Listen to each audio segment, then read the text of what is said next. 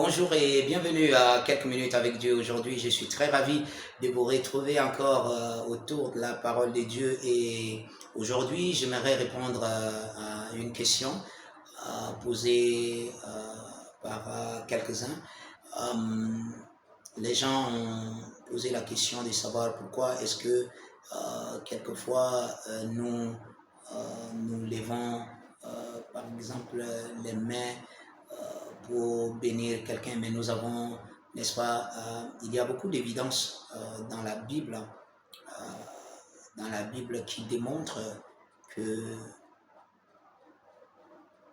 la puissance de Dieu en nous peut être orientée. Amen. La puissance de Dieu qui existe en nous peut être orientée. Vous pouvez orienter cette puissance et il y a des parties, par exemple, du corps que vous pouvez utiliser pour orienter cette puissance. Et ce que nous utilisons le plus souvent, ce sont les mains.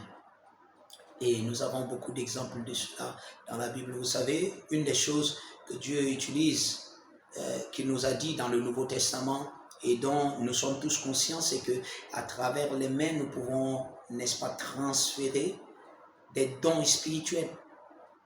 D'accord? Vous voyez, à travers les mains. Par exemple, pour la consécration, on utilise les mains pour consacrer les gens au ministère. Ça veut dire que quand nous étendons les mains sur quelqu'un ou nous imposons les mains sur quelqu'un au nom du Seigneur Jésus et pour une certaine responsabilité, nous conférons, n'est-ce pas, la grâce de cette responsabilité. Dieu a dit à Moïse d'imposer les mains à Josué et de lui transférer, n'est-ce pas, une partie de la grâce qui était sur lui. Il y avait quelque chose qui était sur lui. Et les mains peuvent, n'est-ce pas, transférer cela. C'est pour ça que quelquefois, quand nous demandons aux gens, par exemple, de prier pour quelqu'un, nous leur disons, étendez vos mains vers la personne. Vous dirigez la grâce. Quand vous déclarez ces paroles, vous dirigez la grâce vers ces personnes. Et nous le voyons aussi encore dans Exode 14 avec l'histoire des enfants d'Israël, quand Moïse se retrouvait avec les enfants d'Israël devant la mer et qu'il fallait maintenant, les enfants d'Israël ont dit, ils ont commencé par blâmer Moïse parce qu'ils disaient ils pouvaient encore servir les Égyptiens et être en vie. Mais aujourd'hui, tu nous as amenés ici parce qu'il y a, n'est-ce pas, l'armée de Pharaon qui venait par derrière. Et Moïse leur a dit, calmez-vous, vous allez voir la délivrance du Seigneur aujourd'hui. Il dit, les Égyptiens que vous voyez, vous n'allez plus les revoir encore, plus jamais les revoir. Et Dieu a dit à Moïse, il dit, étends ton bâton. Il dit, lève ton bâton et dirige ce bâton vers la mer. Il dit, étends ce bâton vers la mer. Et il dit, fends la mer. Dieu lui a dit, de cette manière, il y aura une puissance qui va de toi, qui va diriger, n'est-ce pas? Cette puissance va diviser cette mer.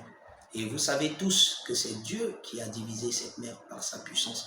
Mais il enseignait maintenant à Moïse à voir comment il agit sur la terre à travers son représentant. Une fois encore, ils étaient en pleine bataille, les enfants d'Israël, et Moïse a soulevé les mains. Et la Bible dit, quand les mains de Moïse étaient soulevées, la bataille était en train d'être gagnée. Là aussi, vous apprenez une leçon dans la prière.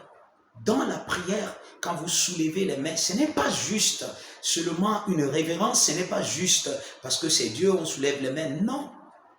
Les mains soulevées signifient beaucoup de choses. Ça signifie la victoire, ça signifie Dieu est souverain, ça signifie beaucoup de choses quand vous soulevez simplement. Quelquefois, vous ne dites même pas des paroles.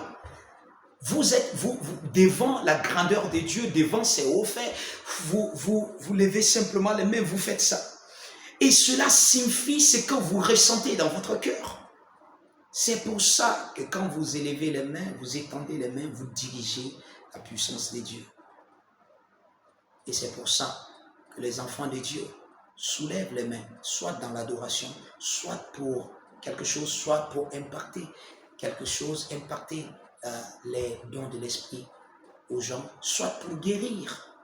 Vous levez les mains vers les gens et alors vous conférez, vous transmettez cette grâce spirituelle dans leur vie et vous verrez des résultats. Que Dieu vous bénisse.